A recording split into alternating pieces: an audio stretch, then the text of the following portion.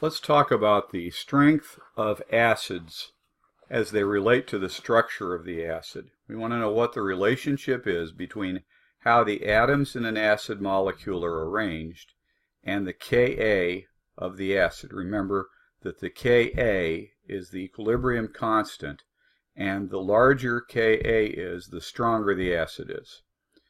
The other way of saying it is, does the strength of the bond between the acid hydrogen and the rest of the molecule affect the strength of the acid? The short answer to that question is yes. Let's see how that works. So let's predict the acid or base behavior of hydrogen compounds. If the bond between the hydrogen and the rest of the molecule is polar, and it almost always is because you got hydrogen there, and it's slightly positive, that is, hydrogen, for instance, is bonded to a nonmetal like chlorine, oxygen, or bromine, the compound will act as a strong or a weak acid. That is, the hydrogen ion will come off. But if the bond is polar and the hydrogen is slightly negative, that is, we've got a hydride, a compound between a good metal like sodium or magnesium or calcium and hydrogen, so like NaH or CaH2. The compound will act as a strong or weak base. That is, it will accept protons because it's slightly negative. If the bond is nonpolar, as it is in alkanes like CH4, that hydrogen is not going to come off. There is no acid property, there's no base property. Oxygen compounds, predicting acid or base properties. We must remember that oxides of metals will form bases in water, and you see here a result of sodium oxide, Na2O, reacting with water to form sodium hydroxide, magnesium oxide reacting with water to form magnesium hydroxide. Now that's a solid. This would be a precipitate. We call it milk of magnesia. You can get it in a blue bottle in the drugstore. So that's what you can do with metallic oxides. You can form bases. In fact, they act as bases. Magnesium oxide will react with hydrochloric acid to form magnesium chloride and water. Oxides of nonmetals will form acids in water. So you see sulfur dioxide reacts with water to form sulfurous acid. And think a minute, there's a famous acid that's formed with sulfur trioxide reacting with water, and you can work that out just by adding up all the atoms. Phosphorus, diphosphorus pentoxide, reacts with water to form phosphoric acid, a weak acid. So pretty much all the nonmetallic oxides will form acids when they're mixed with water.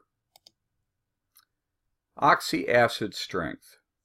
When the oxyacid is structured so that the acidic hydrogen is in an OH group bonded to an atom which we'll call Y, the more electronegative Y is, the more acidic is the acid. Now that's going to require you to think, and it's really helpful to look at an example. The example we're going to use is the hypochlorous acid and the hypoiodous acid.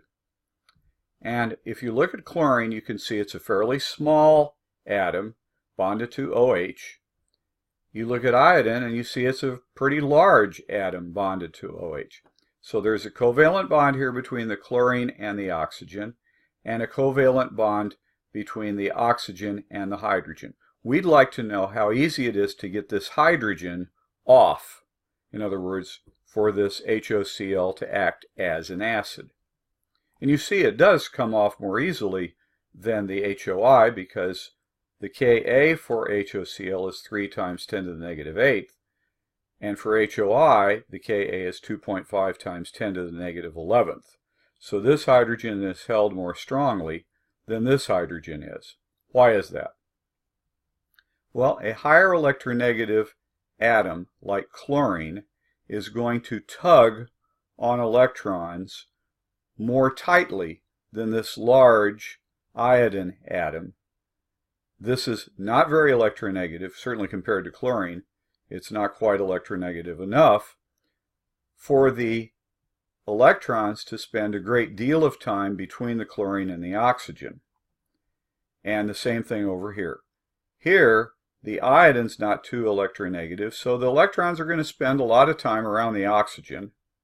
In fact, pretty much all their time around the oxygen, which means those electrons are going to bond the hydrogen here to the oxygen more tightly.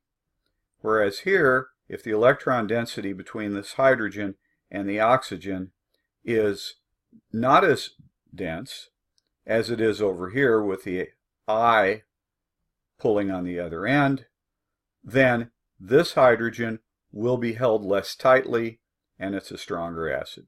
So think, where would HOBr be in? Think for a moment.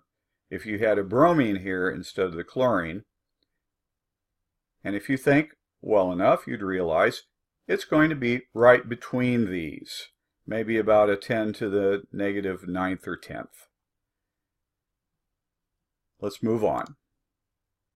The oxygen then has less electron density over here and pulls less on the hydrogen than it does over here. Now, oxyacid strength is a function of the number of oxygens in the oxyacid. We remember that oxygen is the second most electronegative element, second only to fluorine. And we don't fool with fluorine much because it can only bond once. And we find that since oxygen is highly electronegative, the more oxygens there are in an oxyacid, the bigger the pull of the oxygens are on their electrons.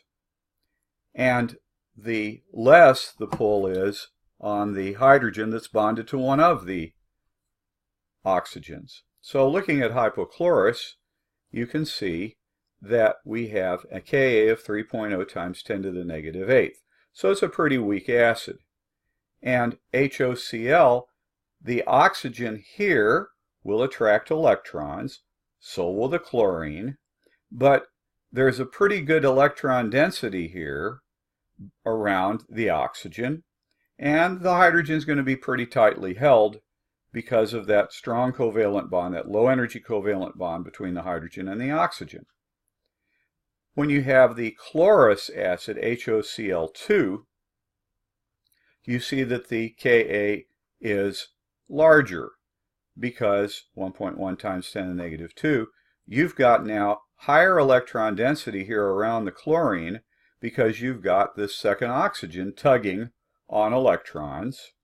And if the electron density is stronger here, it's not going to be so strong right there. If you add a third oxygen onto the chlorine to get chloric acid, you can see the Ka here is 1 times 10 to the 1, so it's a Ka of 10.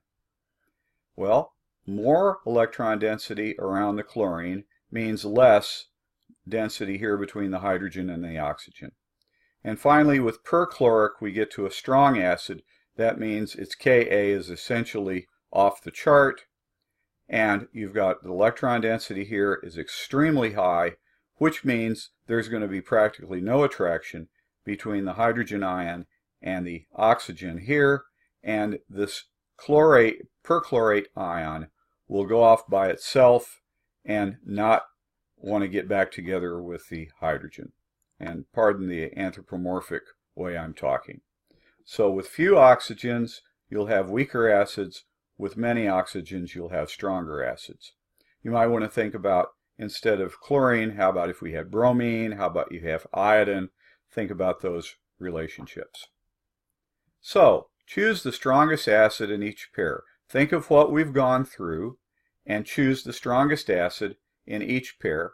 Turn your recorder off so that you can work on these 8 formulas, and then turn it back on. I'll give you the answers. Well, the strongest acid in each pair, the H2S, is going to be stronger because it will hold its hydrogens less than the phosphorus. This 4-oxy acid this would be called selenic acid. Since it has 4 oxygens tugging on the selenium, the density between the hydrogen and the selenium and the oxygen that it's attached to, because the hydrogen is attached to the oxygen, that bond is not going to be very, very strong. So like sulfuric acid, this will be fairly strong acid. With H2SO3, you'll get less tug between the hydrogen and the oxygen here than with the selenium. And hydrochloric acid, chlorine is more electronegative than iodine, and therefore you'll have a stronger acid here because the chlorine is tugging on this hydrogen less than between the iodine and the hydrogen. One more thing, resonance and acid strength. If you take this hydrogen ion away from this carboxylic acid group, and this is one of the ends of an amino acid, as you probably know, it turns out that the carboxyl functional group, COO-, remember the hydrogen ion's been torn away, has resonance characteristics. How does that? Well, you can do 2 resonance structures for that carboxyl functional group. You can have the double bond here on this oxygen-carbon bond, or you can have it here. In reality, what's happening is that you have sp2 hybridization on the carbon and the oxygens, and the second bond is kind of smeared out over this whole region. That resonance structure gives it a lower energy. This is a lower energy situation than it would be without the resonance, and therefore this is going to be more likely to be staying as it is, so that the hydrogen ion coming away lowers the energy of the whole system, and that makes it more favored. So, which of the hydrogen atoms in this molecule would have the greatest acid character? Go ahead and work it out from what you've learned in this video, and then determine the answer by turning it back on. So let's look at this. Hydrogen 4 is attached to a carboxyl group, the C double bond O, so this comes off most easily. Number 3 comes out least easily because it's like the hydrogens in methane. This is an alkane situation here, and these hydrogens are bonded to the carbon with a covalent bond that is very low energy, so that's very strong. And tearing this number 2 hydrogen away from the nitrogen would be very, very difficult because NH2, the amine group, is akin to the NH3 of ammonia. And it's very hard to get a hydrogen away from the nitrogen in ammonia, and it's hard to get it away from the nitrogen in the amine group.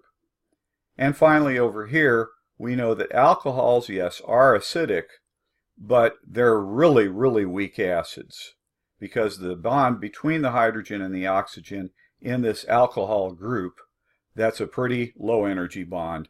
So number 4 is going to give you, taking this away, is going to give you the lowest energy situation. I hope this has been helpful to you.